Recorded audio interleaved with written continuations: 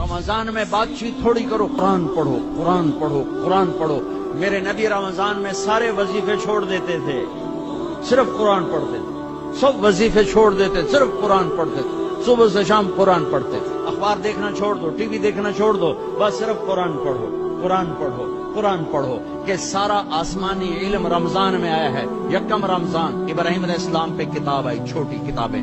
2 रमजान मूसा अलैहिस्सलाम पे तौरात आई। 6 रमजान दाऊद अलैहिस्सलाम पे जबूर आई। 18 रमजान ईसा अलैहिस्सलाम पे तौरात आई। 21 रमजान या 24 रमजान मेरे नबी के ऊपर अल्लाह ताला ने कुरान को उतारा।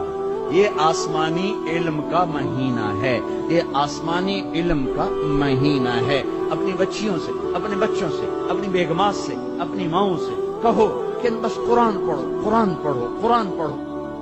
मेरे नबी मुस्तकिल और रमजान में जिब्रील आकर अल्लाह के नबी के साथ कुरान का दौर किया करते थे। जिब्रील या तो कुरान पढ़ जाए, मेरे नबी को सुनाता था, फिर मेरे नबी जिब्रील को सुनाते थे।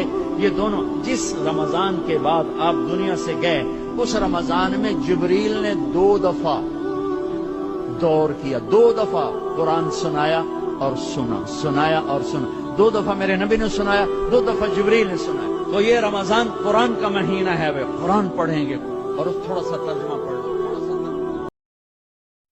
हुआ वीडियो अगर पसंद आई हो तो बराए करम लाइक और शेयर कीजिए। मज़ीद इस तरह की वीडियोस देखने के लिए चैनल को सब्सक्राइब फरमा लीजिए। शुक्रिया, करम, मेहरबानी है।